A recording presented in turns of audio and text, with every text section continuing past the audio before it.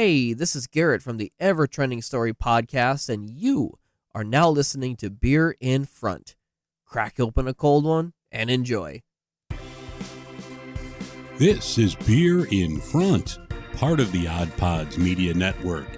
Every week I'll have a beer that maybe we've forgotten along the way while we get those check-ins and badges. Some weeks I'll feature a new beer that has potential to be a classic. And this week I'm drinking Smirnoff Ice.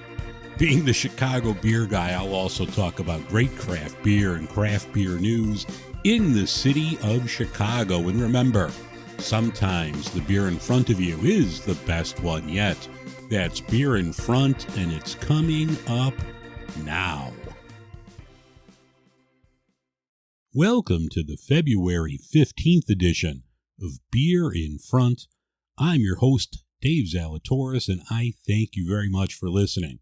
This week's going to be a weird show. I didn't have beer. I had Smirnoff Ice with Phil over at the great Wish You Were Beer show. We're going to have a couple different varieties of Smirnoff Ice. I want to thank Ever Trending Story for recording the intro this week. Check their podcast out when you're done listening to this. This is my final day of vacation. It was a nice, relaxing week, although I missed Ruby. She was out of town attending some family matters, so she was taunting me with pictures of Jack in the Box while I was home with Moira Rose, who woke me up early, didn't let me sleep in on my vacation. Oh no, she walks around with her little claws clicking on the hardwood floors. Now I know why people in the 70s had wall-to-wall shag carpeting, so their dogs wouldn't wake them up. I need wall-to-wall shag carpeting.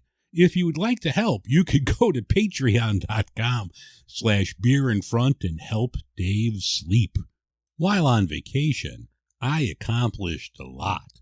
You could head over to my YouTube channel. I put a couple reviews up during the week while I was off, put some things out on TikTok, and even updated the website and wrote a longer form on the new fat tire. So if you head over to beerinfront.com, you could read that. You could read more about how I wasn't happy with the whole new fat tire thing. If you need to get a hold of me, you could email me, dave@beerinfront.com. On all the socials, you could find me at Beer in Front. I have a Discord server. If you're interested, I could include a link to that. You could join that. There's a lot of ways to get a hold of me, so feel free to if you have any ideas for the show, a beer you would like me to feature one day. I'd love to hear from you, so please reach out.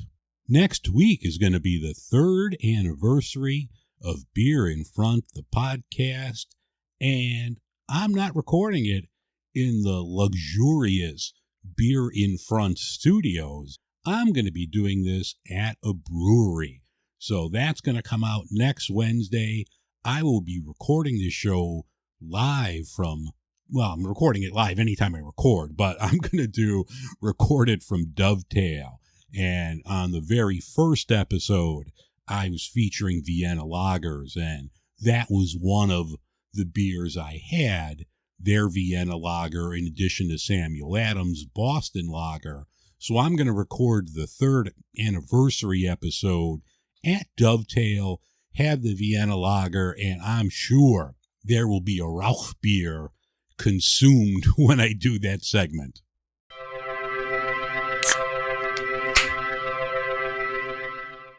In beer news this week, last Friday, the Illinois Craft Brewers Guild introduced 2 bills into the Illinois General Assembly that hopefully will modernize Illinois' liquor laws. It's going to promote growth in the industry and meet a growing consumer demand for craft beer shipping and delivery.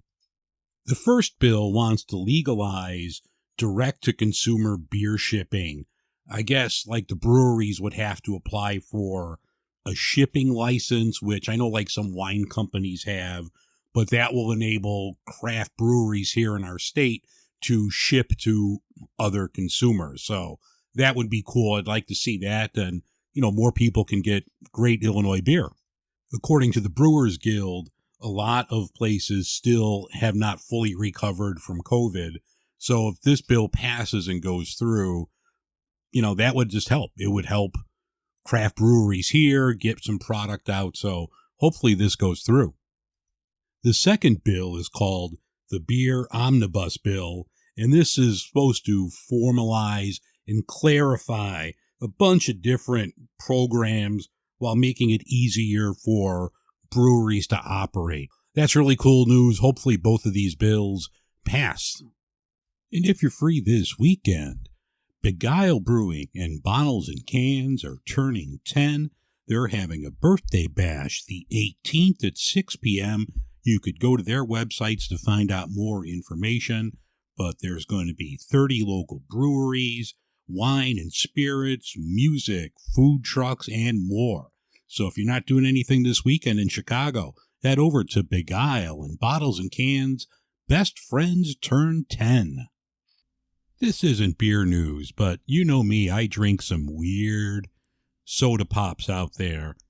Pepsi and Peeps are collaborating for a new Peep-flavored Pepsi. I'm on the lookout. If I find it, I'm drinking it.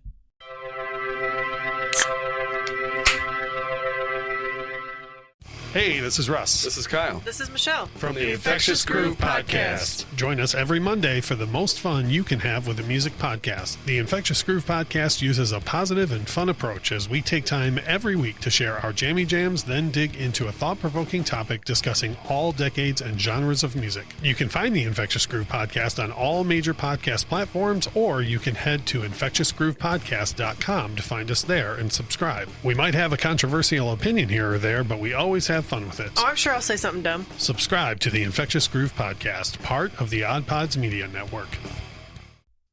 Check out my friends over at Infectious Groove. Not only do they have a great podcast that comes out every Monday, you could check them out over on YouTube for clips there. So see my friends over at Infectious Groove. All right, here is your Jag-Off of the Week. In Las Vegas on Friday, repairs had to be made to the Oscar Mayer Wienermobile.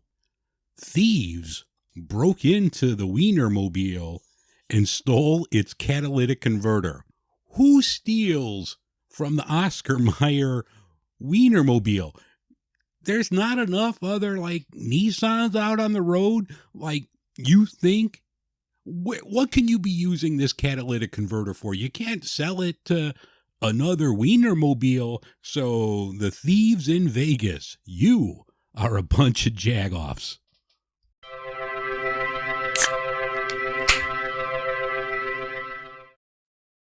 All right, well, this could go south in a hurry. I'm happy to talk today with Phil Friday. Phil is a co-host along with Tiffany and Daniel of the Great Wish You Were Beer show that airs every Thursday night at 7 Central over on YouTube, Facebook, Twitter. Phil also has his own YouTube channel featuring St. Martin and vacation homes there. Plus, he has the best hair, beard, and voice in beer and travel. And we're not talking beer today. We're going to be knocking off some Smirnoff Ice. Phil, thanks for coming on. I am very excited to be here, Dave. I think it's hilarious that we're both from beer shows and we're doing not beer. Yeah, I think this was your idea. Didn't you float this out on your show maybe a month or so ago, Smirnoff Ice? And then I happened to see it. I'm like, all right, I'm in. This does sound like one of those terrible ideas that I have. Yeah. Well, I have a 12-pack, so I'm ready to go here. Before we get into it, which one are we going to crack open first? Well, I've got 5 here, which I think is already a mistake, but it's hard not to do a Smirnoff episode if we're not going to talk about just the original, the ice, the Smirnoff Ice, just the classic original lemon lime flavor. All right. Well, I have it here, so let's bust open the original, the OG. Oh, that didn't even make a appetizing crack when we opened. Yeah, I'll edit. I'll have to edit that. It It, smelled like medicine. yeah, I mean, it's supposed to be lemon lime, but I get a lot more of like lime. Oh yeah, that is my 19-year-old self thinking I'm drinking alcohol for the first time. Yeah, I mean, this is more tart than sweet to me, but like towards the end, like you could see this hurting your teeth after a while. Yeah, it's got that thing where all your spit glands just shoot out because it's so soury, tarty, not good at all. Yeah, I guess if you're into this, you got to go with the OG. Now, these are only 4.5% alcohol. Have you ever had the Smirnoff Ice Smash? I've never had the smash. I don't even know what the smash is. It makes me nervous, Dave. I'm a little concerned. What is the smash? Tell me about The it. Smash is like almost twice the alcohol. They sell it in 23.5 ounce cans. So pretty much, two regular bottles of this, and it's 8% alcohol. And I don't think they sell this in small cans. So if you're going out to a party and having a couple of these, I think, if you only wind up with chlamydia, you had a good night if you're pounding these down. I think you just found Smirnoff Ice's new tagline. Yeah, there we go. I'm here for you.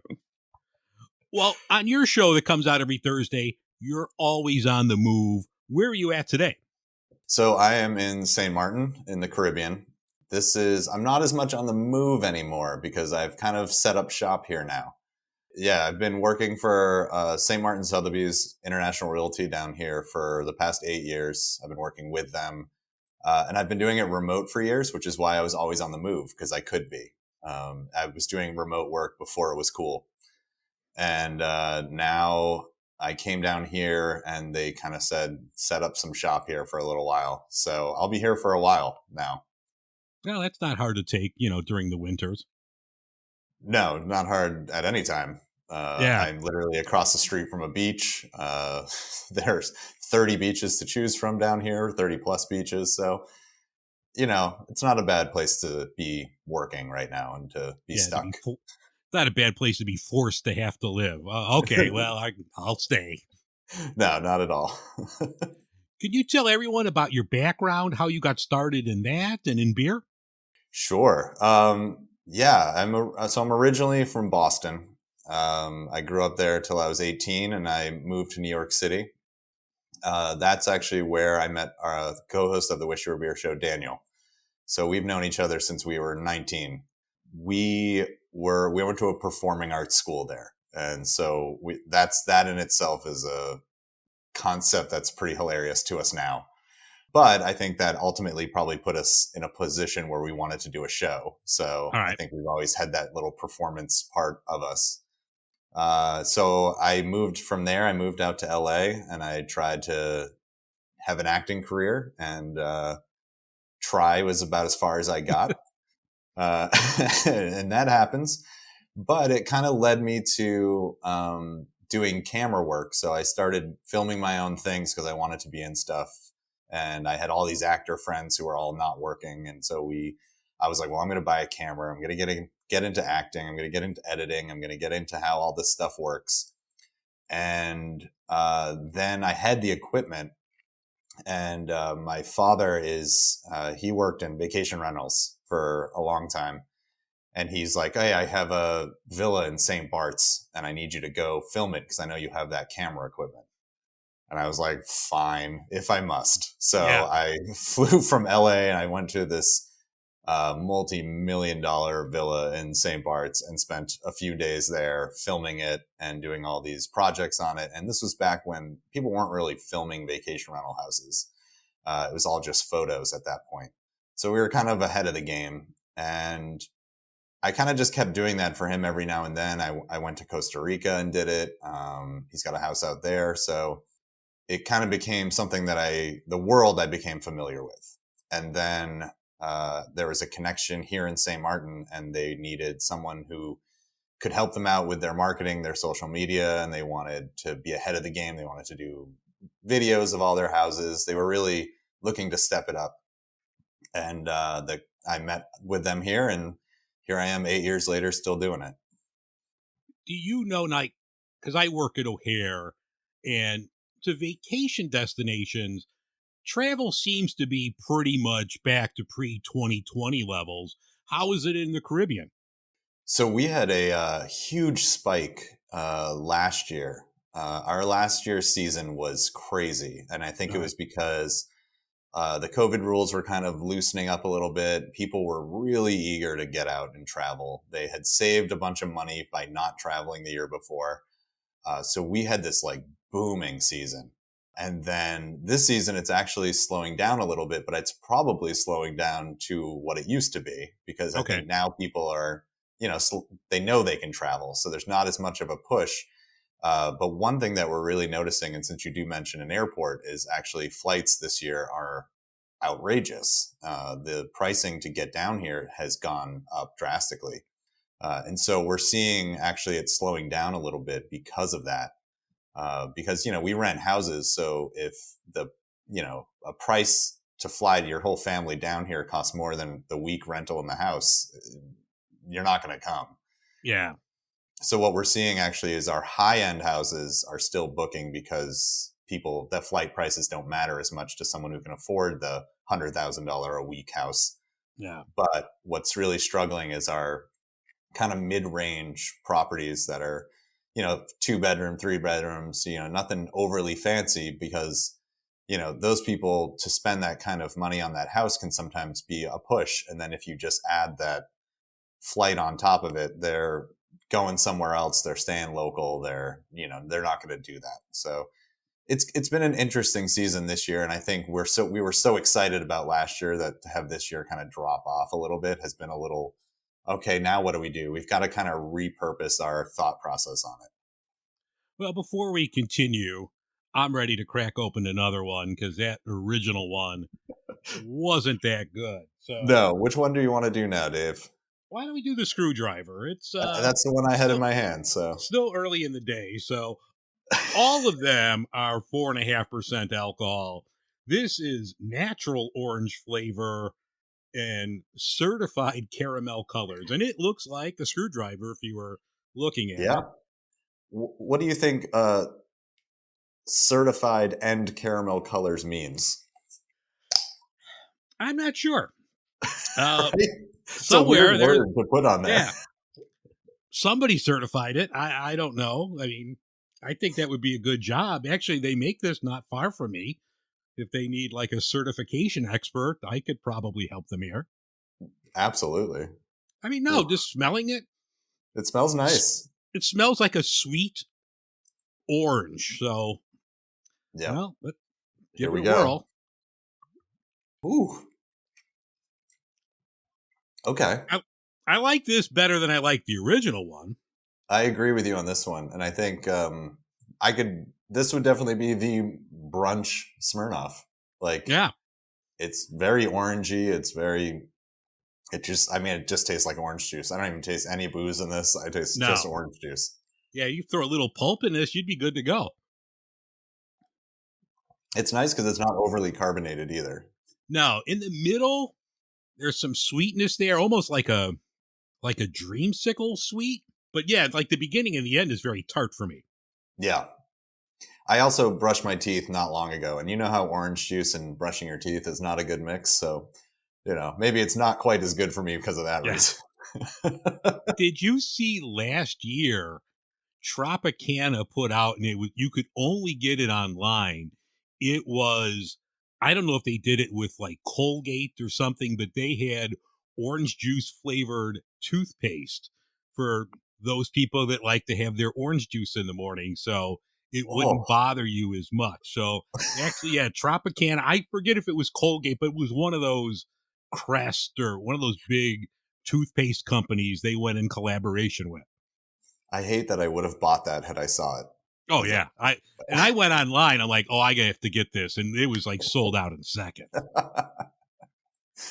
When most people travel, I feel, when they're going, especially to the Caribbean, do they think of like houses to rent? I mean, I always consider people or think they would be looking for an all-inclusive or a resort, what are the benefits of renting a house that the average person might not know about? Sure. So I'm you would think that I'd be kind of anti all inclusive, anti hotel working in the house rental, but I think they go hand in hand. I think there's a reason for both. Here in St. Martin, we have about, I think there's 3 all inclusive resorts here, and they aren't, everyone who stays in them kind of goes, oh, I kind of wish I didn't stay in one. And the reason for that here is that this island is super friendly. It's safe compared to a lot of the surrounding islands. It's really, I say that St. Martin is like, if you've never been to the Caribbean, it's like the easiest one to come to, because you get off the island, you can pay in US dollars. They speak English across the whole. So St. Martin's 2 countries. It's Netherlands and France. So it's split between the 2. So you can use the euro, you can use the dollar, you can speak French, you can speak English, you can speak Dutch, and you're going to be fine. And so for me, the all-inclusives here don't really make sense unless you're just kind of looking to make life super easy. And I think of all-inclusives as like a cruise ship on land. Okay. Like, you show up, all your food's taken care of, your drinks are taken care of. You don't have to think about anything. And some people, for a vacation, that's perfect for them. They just want to zone out, disappear. But here in St. Martin, I always laugh because when I go out to the bars that are near the all-inclusive, they're always filled with people from the all-inclusive, which means they're choosing to leave their free drinks and food to go pay for their food and their drinks somewhere else. So this island's known for its incredible food. It has some of the best food in the world. Just millions of restaurants, bars. It's a place where you can rent a car and you can drive. You're going to be fine. It's like got one road that goes around the whole island. So in a place like St. Martin, it's actually really nice to rent a house because you're going to go out anyways, and then you get to go home and have like privacy. You get your own pool. You don't have to deal with children running around screaming. You don't have to, unless you brought them with you. And when you stay with us, there's actually included concierge service. So you're getting your own private concierge. So you can, send a message to your concierge at any time of the day and say, hey, can you make me dinner reservations at somewhere? Where do you recommend? And they're going to send you to the best place. So house rentals are great. I find that most people come down the first time and they stay at the all-inclusive. They regret it. They look around. They go, wow, this place is amazing. I want to go explore more of it. I didn't rent a car because I stayed in an all-inclusive. Yeah. So now I want to do more here because I realized that it didn't need the all-inclusive. I don't need the safety of an all-inclusive. Most all-inclusives in the Caribbean are safety-based. They're keep the tourist locked in one little spot so they don't go anywhere else.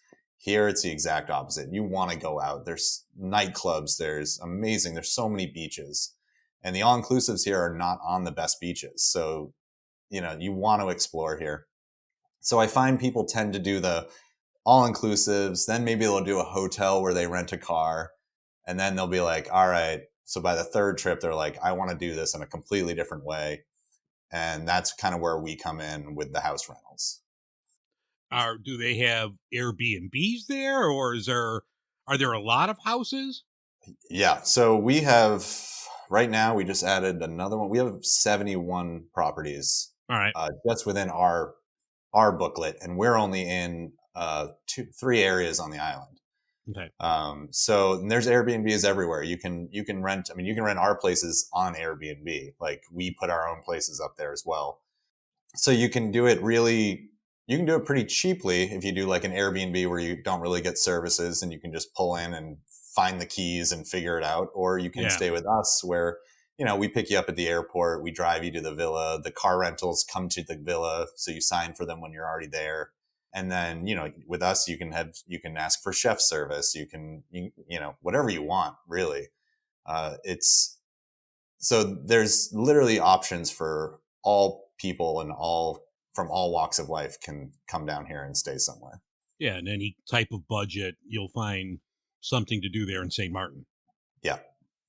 And we always laugh because there's these restaurants in Grand Cost called the Lolos. It's like the local place is it's kind of where it gets its name. And there it's just basically like chicken, ribs, rice, mac and cheese. It's just like grilled up. There's fish and it's not expensive. And we always laugh. And I talk to my concierge team about this all the time. And they say, I can I can send anyone from any section of life to the Lolos and they'll sit down next to each other and they'll have a meal. So it's like I can rent out one of our condos for $200 a night, or I can rent out our $100,000 a week house. And when the client's like, "Hey, I want something simple and good," you send them there and they're happy. So Yeah. St. Martin in general has that vibe about it where you like last night I was out and I'm talking to some guy and he's worth hundreds of millions of dollars and we're just sitting at the same little dive bar together having a drink, and it's just like no one cares. Like it's Yeah. just you come down here, you relax, you don't care about all that stuff, and you just interact with people and everyone talks to each other. It's they call it the friendly island because it honestly it really is. You mentioned a couple times like bars there. Is there is craft beer big there? Do they have any breweries there? So there are, I believe it's three total breweries here. There is SXM Beer, as SXM is the airport tagline, which I'm sure Yeah. you're aware of. There is Caribbean something, St. Martin. I don't. This shows how much Yeah. Let's just say I'm not a big fan of some of the beers here. All right. But there is one really cool brewery which we have featured on our show before, and I'm going to try to get them on. It's called Pelican Brewery. Yeah, I remember And that episode. Okay. yeah, so this beer is done by the two owners. One's a guy from Argentina, and the other one's from France. And they just like made a brewery, and they started just making some beer. And it's the only place that really reminds me of like a back at home kind of brewery. You walk in, you see all the tanks in the back, you sit down. You don't know who's working there, who's just there. It's got a really nice vibe about it. So that's basically it for craft beer. But I did recently find there's a bar here called Dingy Dock, and they ship in all their beers from Miami. So they've been bringing in a bunch of craft beers, and I actually found our beer at it, which Yes. completely surprised me. So we brewed a beer called the Manual Don't Brew It with Tripping Animals and Knucklebump Farms. And I was on Untapped one night just checking because I like to see where the score is at on our beers. Like I know brewers don't like to do it, but I care. And I saw it and it said, "You're within 20 miles of this beer." And I was like, how? How am I within 20 miles of this beer I helped brew? I'm surrounded by water. Yes. Yeah, like this doesn't make sense. Like people in the States can't find it. How am I finding it? And I went into the bar and they gave me their beer list, and it wasn't on the beer list. And I was like, "Do you guys have anything from Tripping Animals?" Because nothing from Tripping Animals was on their list. And I basically found out they have like their list and then they have whatever else they've brought in. So it's like it's too much work to put it on the list every week. And he was like, "Yeah," and he like pulled out 4 Tripping Animals beers, and I was like, "Holy crap!" I was like, "I'm gonna finally get good craft beer on this island. Like it's gonna exist." And I was like, "Oh, it doesn't." He didn't bring out ours. And then I looked at the bottom corner of the fridge, and I saw this, emu looking at me, and I was like, "Oh my god!" Like it was so surreal for me. And I was sitting there with my employee, and he was just like, "What is going on?" I was like, "I helped brew this beer." Yeah. He was like, like it's just surreal to have that happen here. When you're traveling, do you try to get like local or drink local? And if not, then you just, if they don't have a brewery where you're at, you just find what the popular local beer or cocktail is just to kind of get a feel of the place? Yeah, I absolutely. In my younger days, I drank whatever was in front, right, Dave? Yes. Exactly. It was very much that in my younger days. As I've gotten older, I'm cutting back on the amount. I used to drink a lot more. So, drinking a bunch of Coors Lights was easy, and you went to a bar and you just kind of ordered whatever. I found as I've gotten a little older, I do enjoy the hunt of beers. I do enjoy it's like if I'm going to drink a beer, I want to make sure it's good, or I want to make sure it's something that was made here that I can't get anywhere else. So it's definitely a way to discover the location you're in. And, also when you go into a brewery, it's going to be this, for the most part, it's going to be a friendly environment. It's going to be, everyone's there for the same reason. And it's easier than just going to any old bar. It's like you go to the brewery, you get to kind of get a vibe of the people, because they're really community building places. So it's a really nice way to like see the community you're in when you're traveling and see who these people are. And then you're supporting local. So it's, at the end of the day, it's good way all around. Yeah. Is there like a popular macro beer that like everybody drinks in St. Martin? Yeah. So St. Martin has a beer called Carib. It's the Caribbean beer.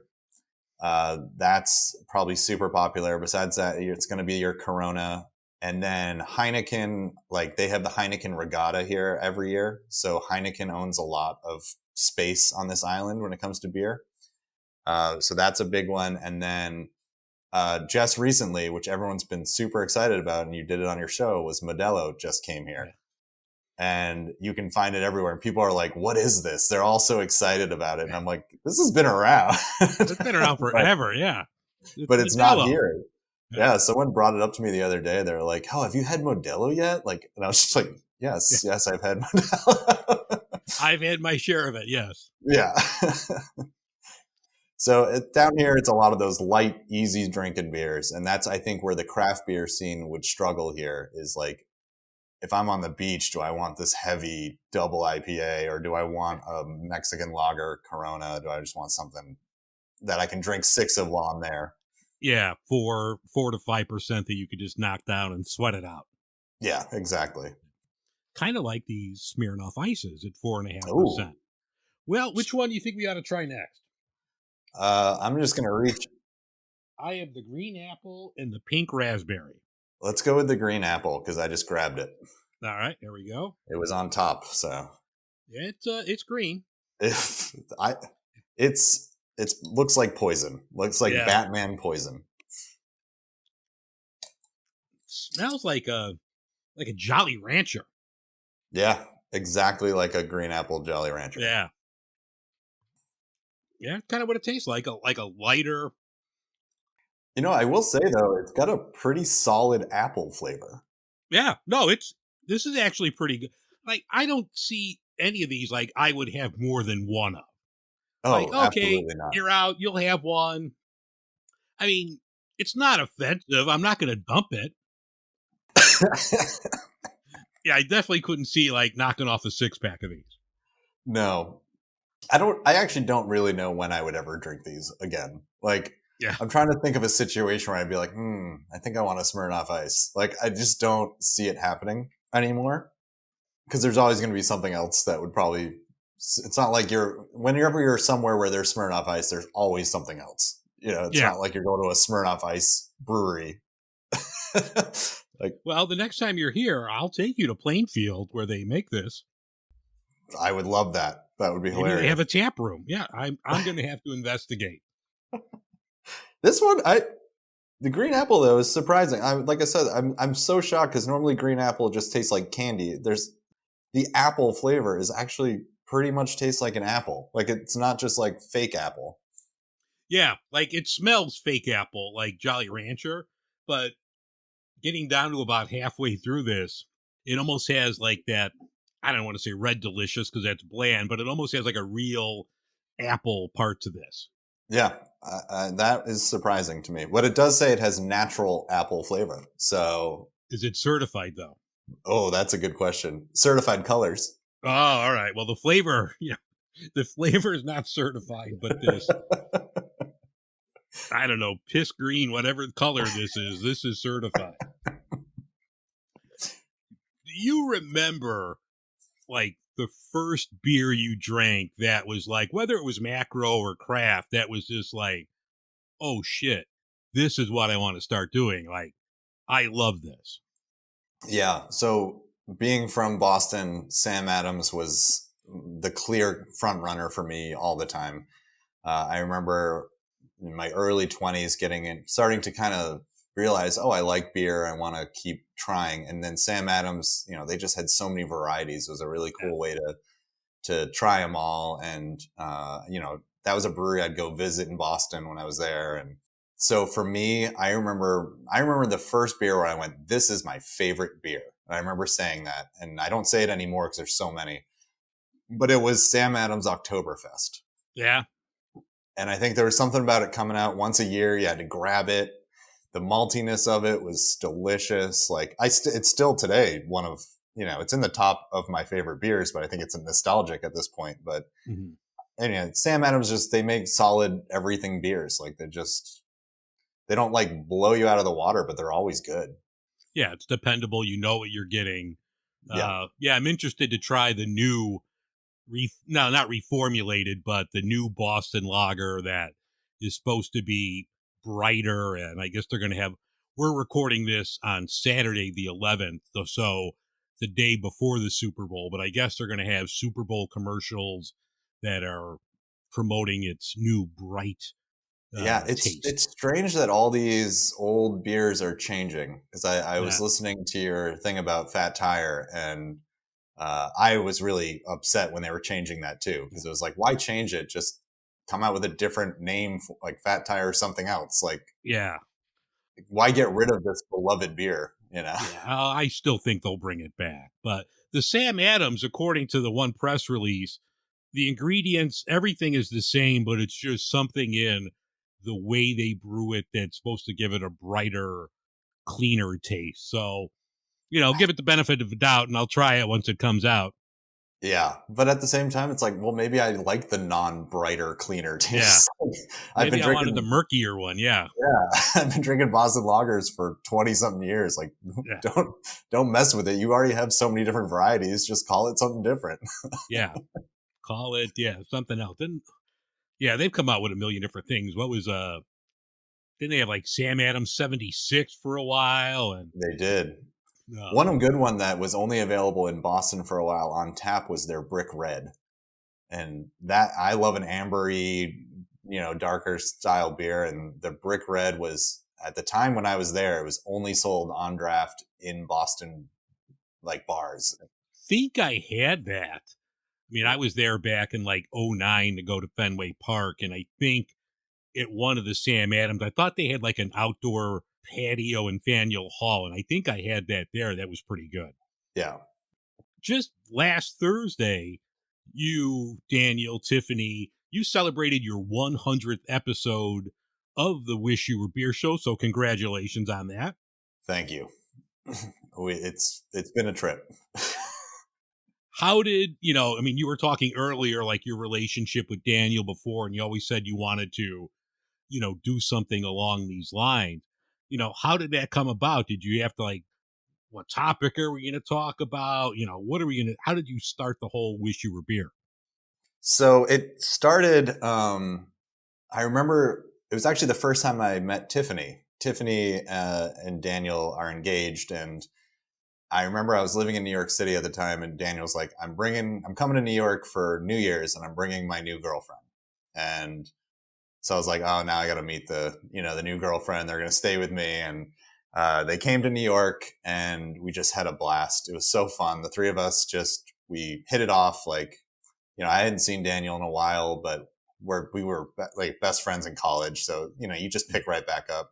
And I remember they showed me the Untapped app, because they had started drinking beers. They started checking in beers, and they were fighting for those numbers. And I was like, well, there's this canned beer place right down the street from my apartment. And I was like, why don't you guys go in there while I'm doing something? And, then I walk in and I see them, and they're just at the bar. They've had so many beers. They're having a blast, and they were super into it.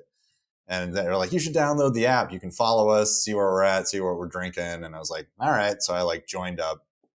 And at this point, I enjoyed beer, but I never really thought to get into it, learn about it. I just drank it.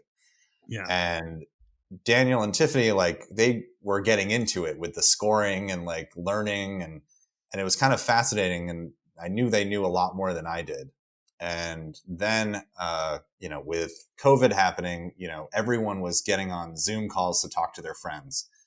And I think there was something about either my personality or something. I couldn't just sit on a Zoom call and just talk to my buddy.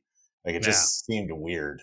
So we had to do it in like a creative way. So I was like, why don't we do a show where we just like drink a beer together? Like that way, like we know it's like an hour long. It'll be live. It'll be, just something where you're not on it longer than you want to be. It's just like, we know there's a cutoff. Like we'll just have one beer. We'll talk. And that's kind of where it stemmed from, was just us wanting to see each other and have a beer. Like we couldn't even go out. So it was like, I missed drinking a beer with a buddy.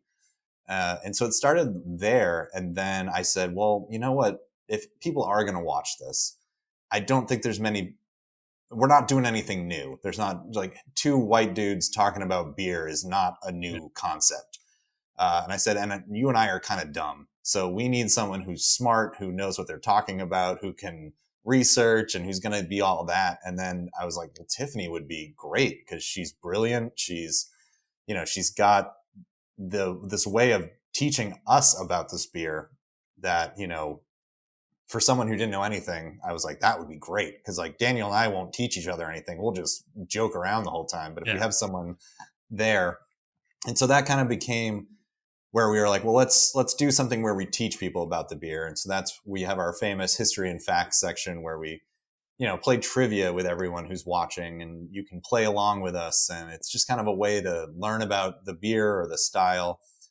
And so that's kind of where it all came from. And the dynamic was basically two people who know something about beer, one person who doesn't know anything. So I'm there to be the audience member who maybe doesn't know much about beer and needs those questions asked.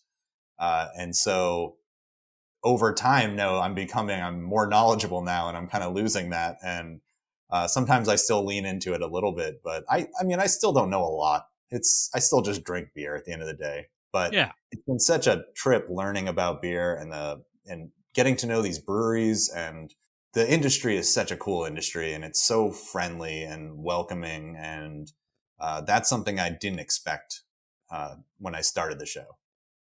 Yeah, it doesn't seem like, and I'm sure there is, but it doesn't seem like it's the big backstabbing, like corporate mentality. No. Everybody's just like, hey, we're all in the same boat together. One place runs out of something, or they have some disaster, like other local spots will pitch in and help them out.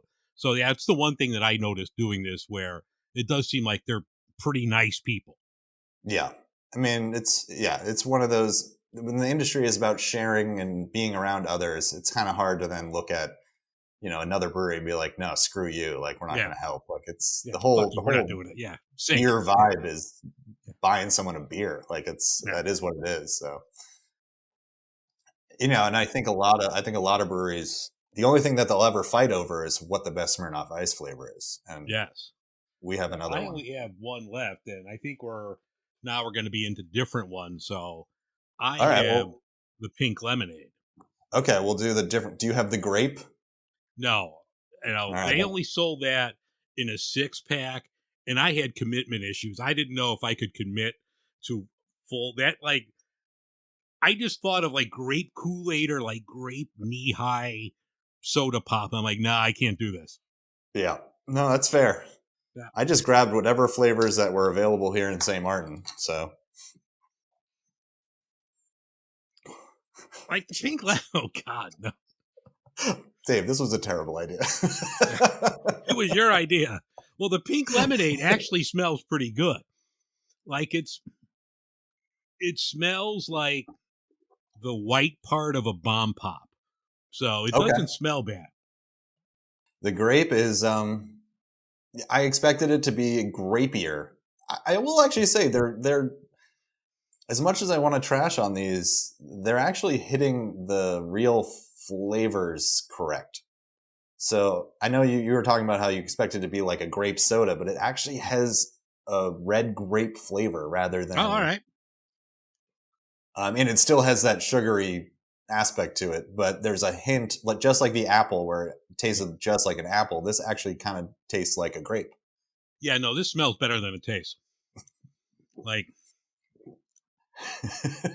yeah, And like, I know my mother is listening, and I gave her like some of this 12-pack earlier today. So, Mom, if you didn't crack it open yet, you could just keep the pink ice. Just give that to somebody you don't like.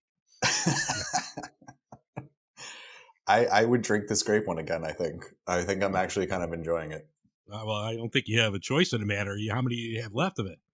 It also could be the 3 other Smirnoff Ices next to me that now it's getting to me. Yeah. You mentioned earlier about finding the beer that, you and Daniel and Tiffany and Vero helped make. Actually, one of the beers the show did last year was my top ranked beer when I went through Untapped for 2022, the Dortmunder. I hardly know her.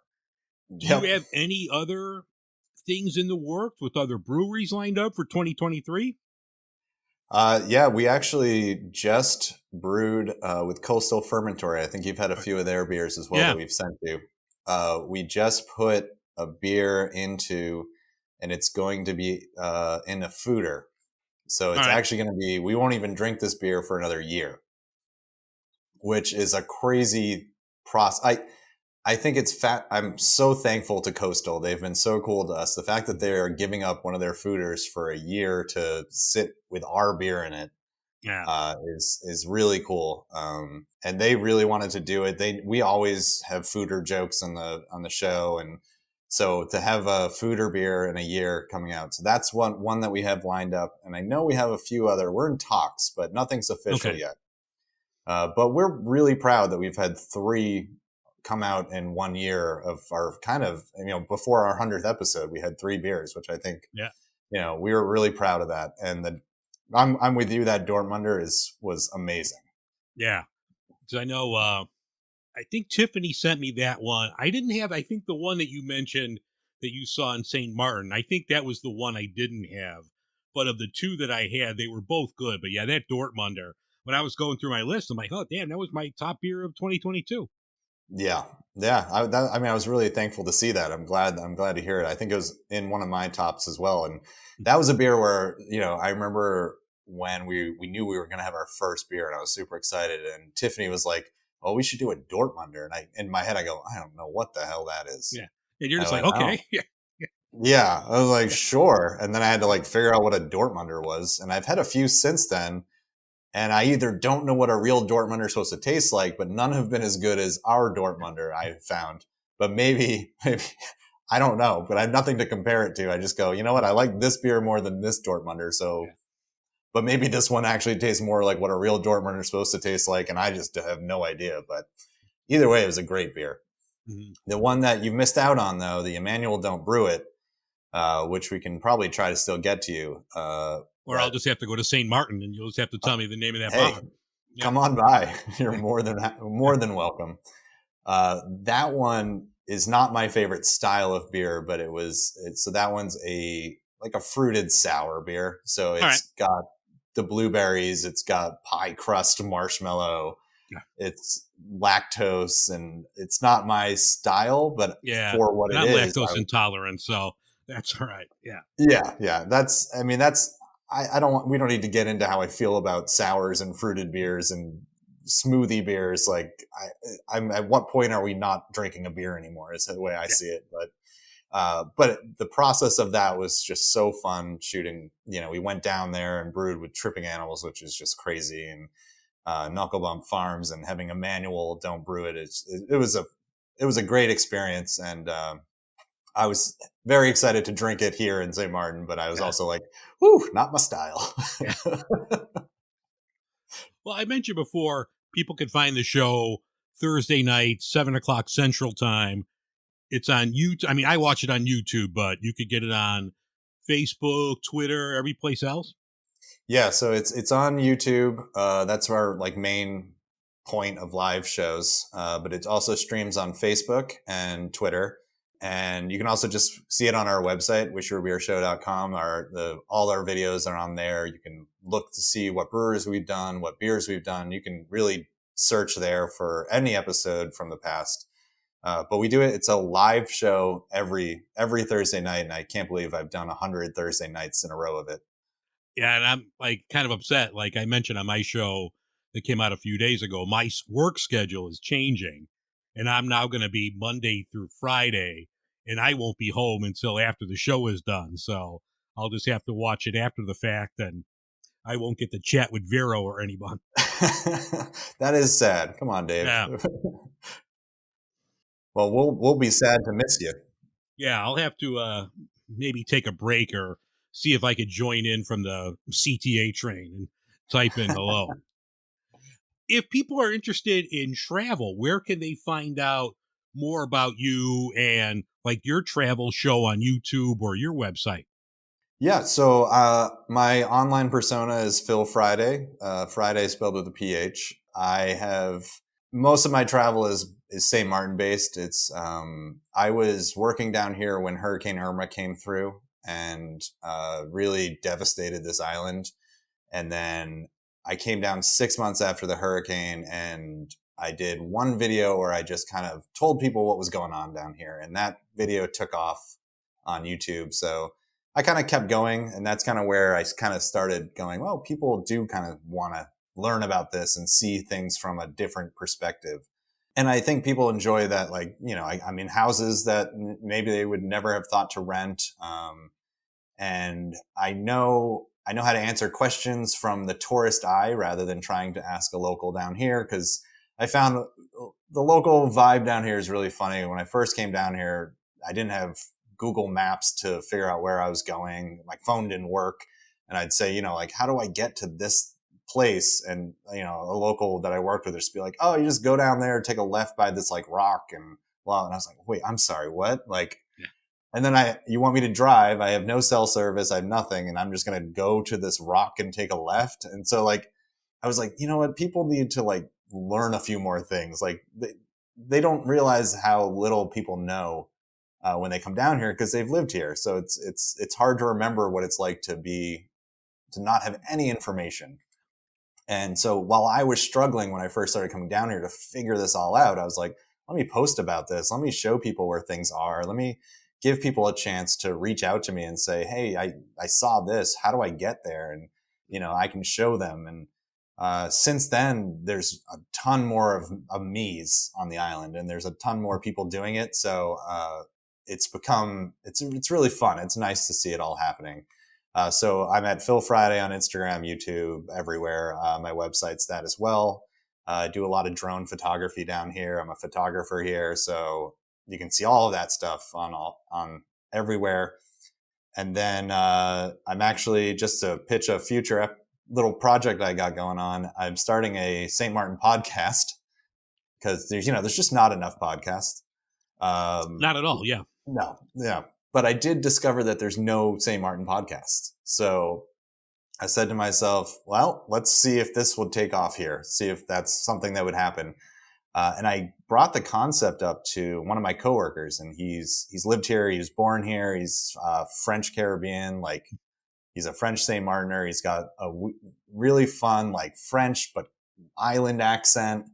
And I said to him, and I was like, hey, I'm doing this podcast. He was like, oh, I want to do a podcast. And I said, well, this could actually be really interesting because basically we're going to sit down and talk to each other and talk to people on the island. And the whole concept is, how does a traveler see this island versus how does someone who's lived here his whole life see this island?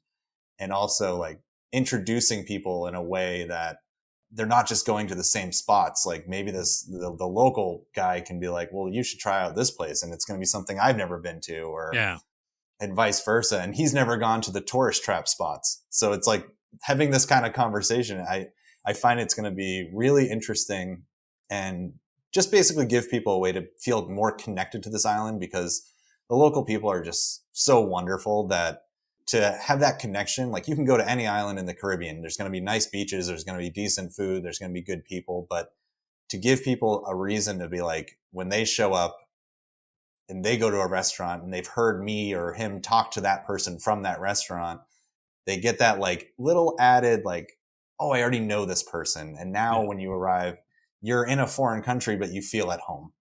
And having come down here for so long, this feels like a home to me, because everywhere I go, I know the guy behind the bar. I know the guy in the kitchen. I know the owner. Like, and I want people who travel here to have that feeling, because it exists here. And one thing I know, it's like I'll go to a bar once and I'll go back. I would come back to the island 6 months later, and I'd walk in, they go, Phil, where you been?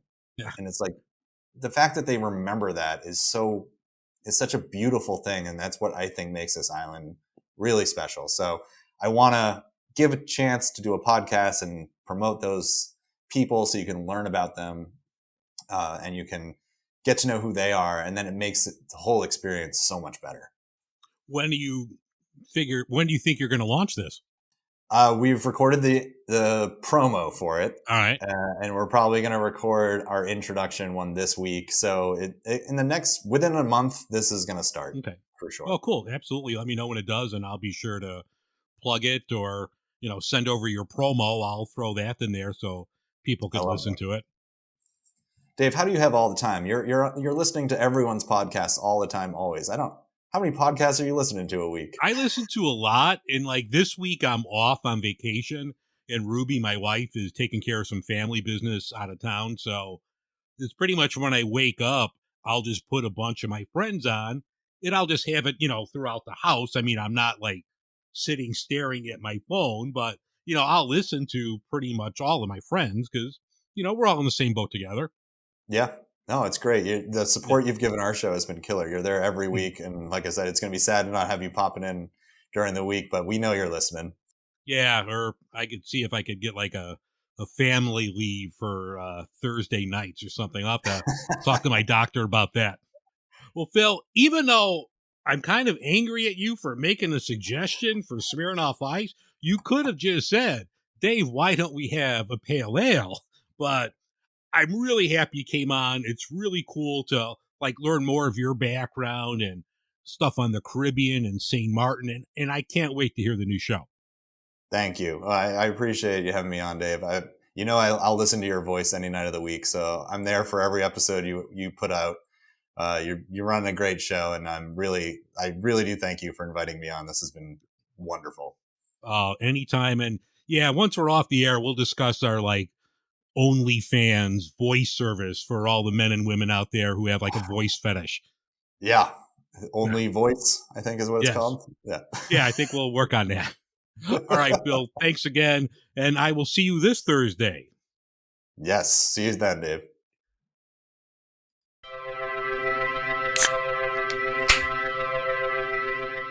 Oh, once again, I want to thank Phil Friday over at the Wish You Were Beer show for coming on. That was great. I don't know about you. I'm ready to stop recording right now and just head to St. Martin. Check out Phil's own personal YouTube channel. I'll include links in the show notes for all of that. But after all that Smirnoff Ice, I need to drink something local and something craft because I just need to. So I'm having one Twisted Hippo, and this is their Puffy Parka Dark Lager. Now, according to the can, this is comfy. It's German malt and Czech Saaz hops. Cozy up to make a beer that's just right for a cold winter night. And it's a low ABV, so you won't walk around feeling like a roasted marshmallow. So let's crack this open. I do like Twisted Hippo. I miss them being in walking distance from the house, but I'm looking forward to having this. I haven't had Twisted Hippo in close to a year now. Really nice color, nice carbonation here. Good. I'd say 3 fingers of foam. It's a dark lager, so you get that ruby red color to it. The aroma's killer. I get all the nice dark malt notes to the aroma. This smells fantastic. Yeah, that's really good. I get a little of the hops, not a lot. I don't think this is a high ABV beer to begin with, but no, this is delicious. You pick up all the nice malt flavor here. Yeah, this would be like a nice warm hug. So I'm a big fan of this, and I'm going to shut up and have some more. No, that's really good. Really, really good. If you see this, now, Twisted Hippo is brewing right now out of the District Brew Yards, so you could check them out there. You could pick it up at your local bottle shops. I'm not sure if, your big chains like Binny's carries them, but I know I picked this up over at Bottles and Cans on Lincoln Avenue. They had a couple different ones from Twisted Hippo, so I was excited to see it back out in the wild. This one is really good. Puffy Parka. Yeah, this is a really nice dark lager. If you see it, put it in the cart. I don't think you'll be disappointed. So pick up a Puffy Parka from Twisted Hippo.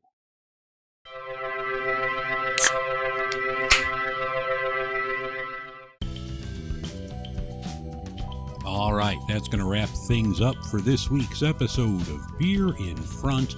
I thank you for listening. Once again, I want to thank Phil over at Wish You Were Beer and his own travel channel. Look for the links in the show notes, but I had a lot of fun talking to Phil about Smirnoff Ice and everything else. Check out Phil's YouTube page and check out Wish You Were Beer. Have a great week, everyone. I will see you next week on the 3rd anniversary show of Beer in Front. And remember, sometimes the beer in front of you is the best one yet.